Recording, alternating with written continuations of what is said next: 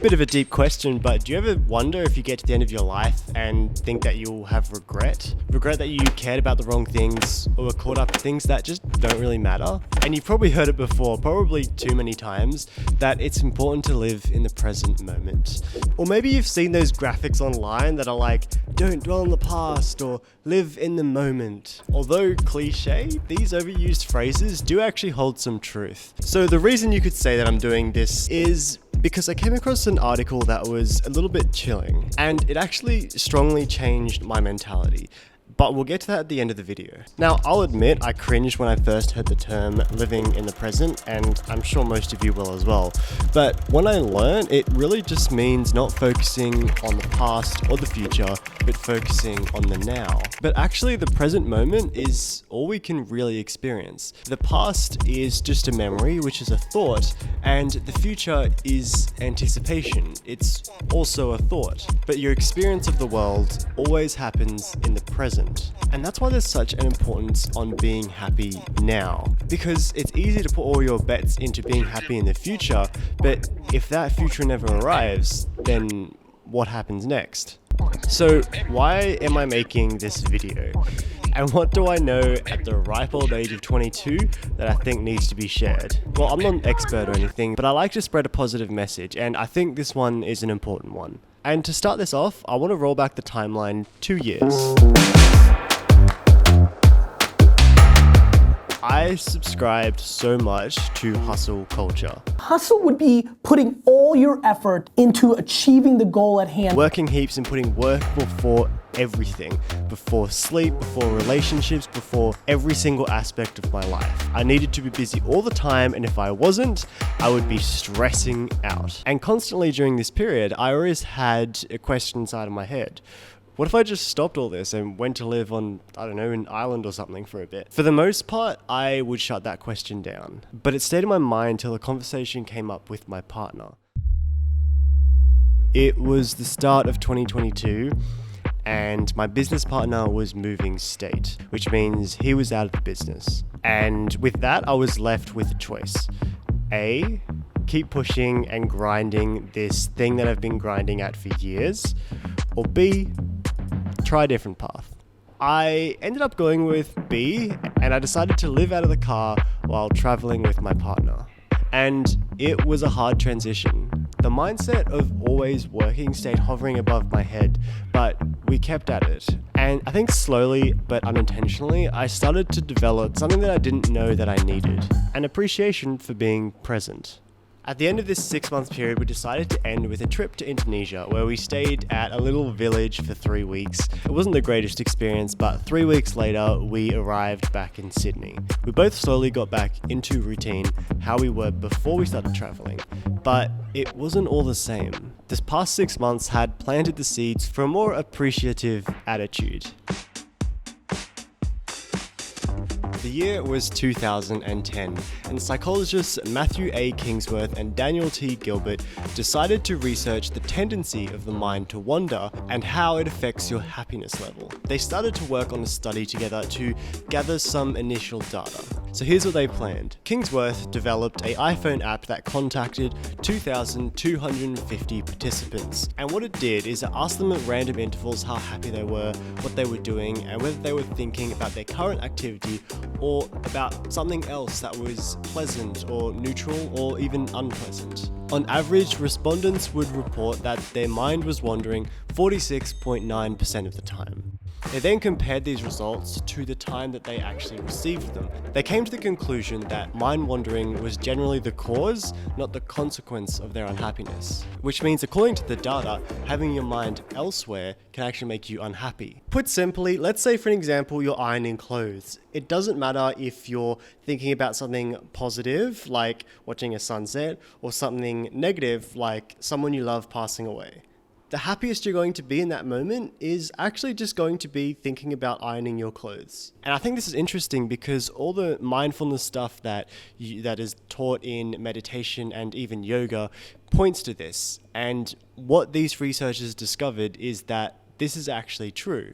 So okay, presence helps us become happier, but what does this look like in real life? How can it affect things that matter the most, like relationships?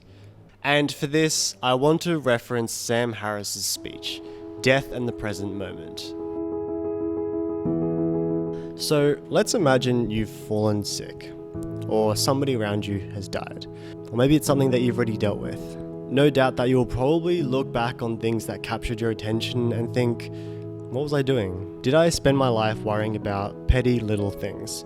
And it's in this speech by Sam Harris that he references the idea that we spend so much of our time worrying about petty useless things that it's almost as if that worrying about this stuff only makes sense with the presumption of eternal life. And even if we live to 100, there's just not that many days in life. So why would we spend our days worrying about these little things? Your mind is all we have to connect with the present moment, and it's all we have to offer other people, and it's all you've ever had. If you're perpetually angry and unloving, if you're constantly depressed, well, you're not going to enjoy any of it. Now, most of us can make a list of everything that we want to change in our lives, whether that's losing weight or waking up early or whatever. Now, the thing about this list is that each thing seems to be a promise that if you just did it, you would have a reason to be happy in the present. And we're all trying to find a path to the present moment and a good enough reason to just be happy. And if you're constantly ruminating about what you should have done, wish you said, or what you're going to do, you're going to miss life. You'll simply fail to connect with it. And the point of all this, if you didn't get it, is that it's important to be happy now, because what else is there? The only thing that you experience is now. And this is where we get to the fix of this. The answer to these questions isn't more information. The answer is a change of attitude.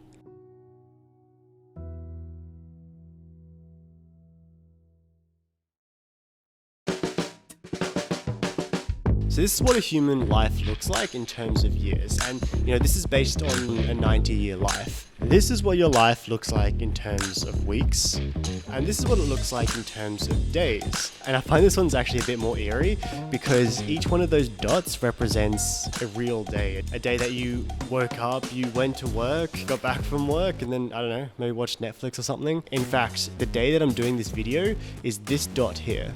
And I think this is a fun example because you can see how many moments you have left in your life. For example, if I think about how many times I ride a bike each week, I ride about 3 times a week, and if we expand that out, that's around 10,000 rides left, which is an amount of rides that I'm pretty happy with. But let's just say I go to the beach once a month. So I would have around 840 more trips to the beach in my life. That's pretty alright. And if we look at something even larger scale like the Olympics, that happens every 4 years. That means I'm going to live through 17 more Olympics.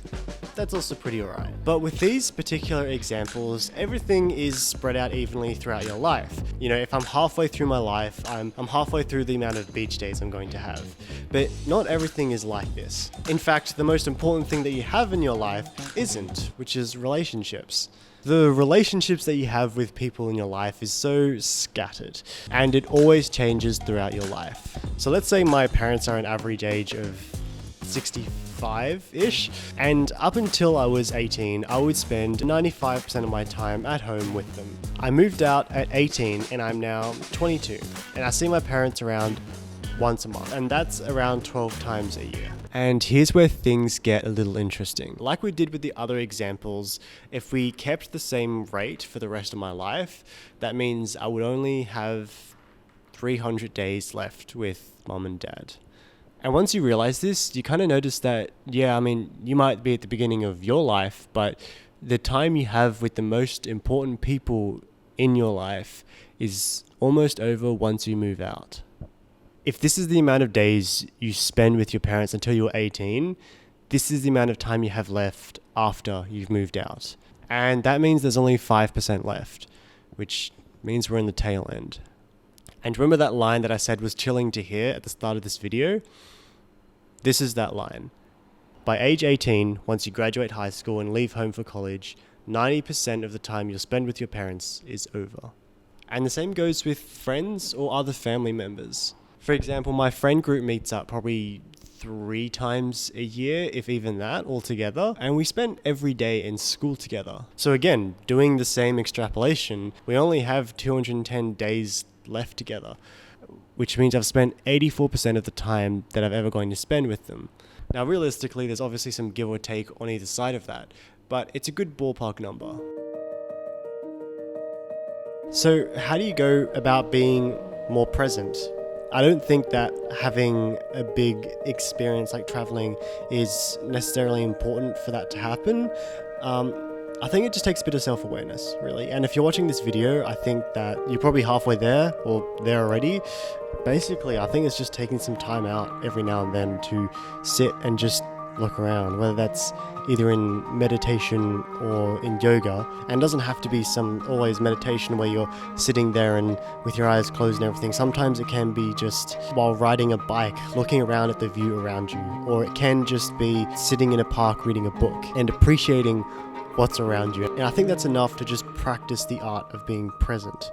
And I think another actionable thing you can do is just be aware of when you use your phone, because I think your phone always brings you out of the present moment. And it's always making you think about the future or past, or it's always got something to distract you from now. And if you want, I've done a whole video on the effects of your phone, and you can see it down below, because your phone is a whole other thing. So the takeaway, I guess, is be present, live in the current moment, because it will make you happier to focus on the present moment and not be always ruminating about the future or the past.